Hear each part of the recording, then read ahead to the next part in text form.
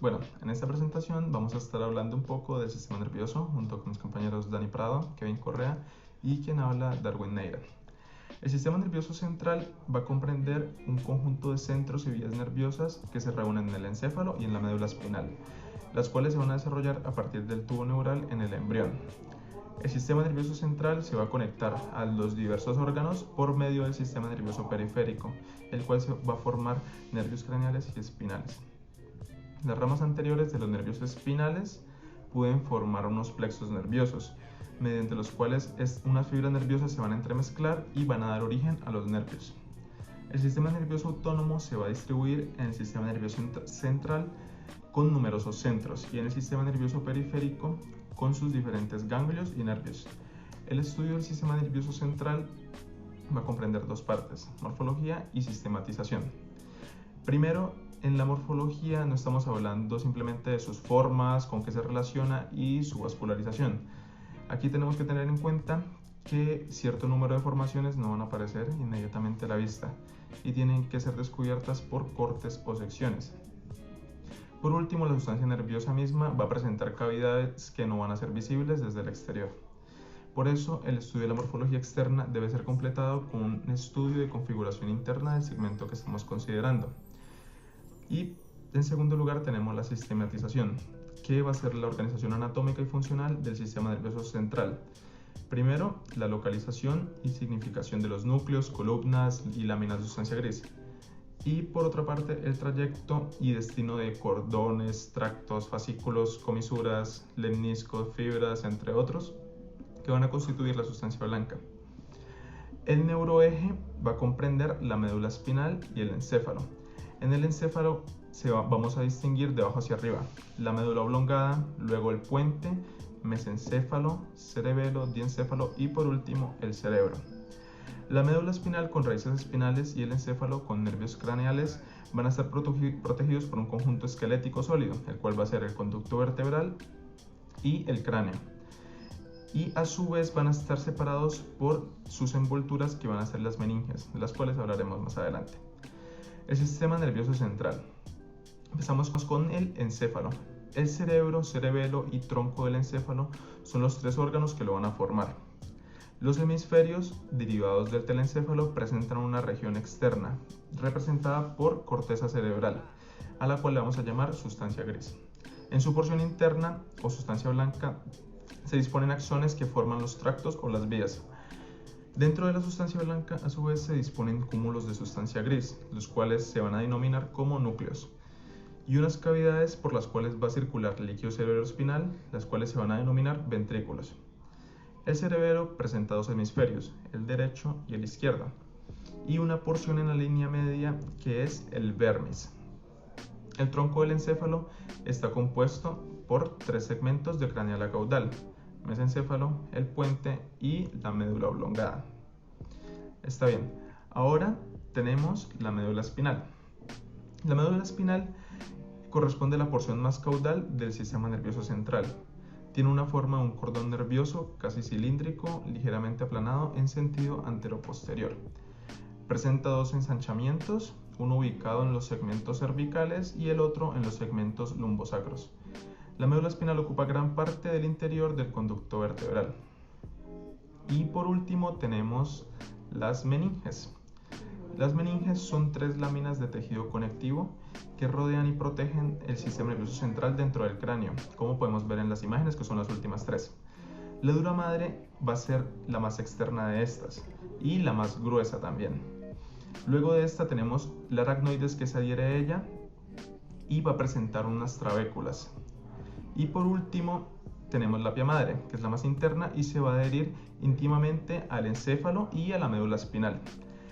Entre las trabéculas de las aracnoides también tenemos que se expone el espacio subaracnoideo, por el cual va a ser donde va a circular el líquido cerebroespinal.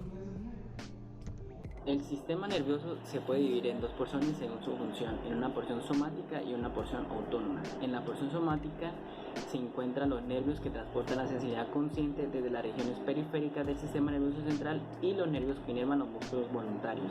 En esta porción existen dos tipos de neuronas somáticas: las neuronas somáticas sensitivas, las cuales son encargadas de llevar la información como temperatura, dolor, tacto y propiocepción desde la periferia al sistema nervioso central, y las neuronas somáticas motoras, que son fibras motoras que llevan la información desde el sistema nervioso central hacia los músculos esqueléticos.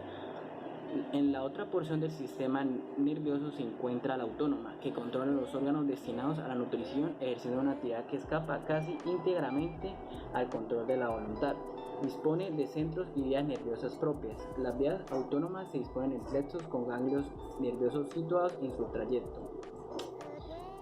Este sistema nervioso autónomo comprende dos porciones distintas, tanto por su organización anatómica como por la naturaleza de sus neurotransmisores sinápticos: la porción simpática y la porción parasimpática.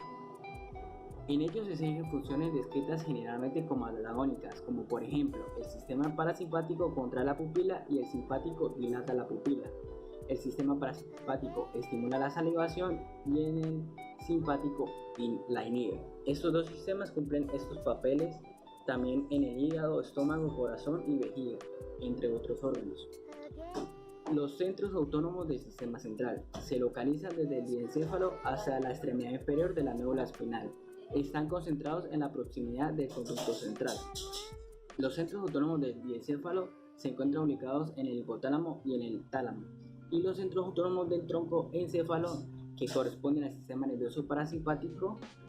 Estos regulan la actividad del músculo liso, de las vísceras y las glándulas de la cabeza, del cuello, tórax y abdomen hasta la flexura cólica izquierda del colon.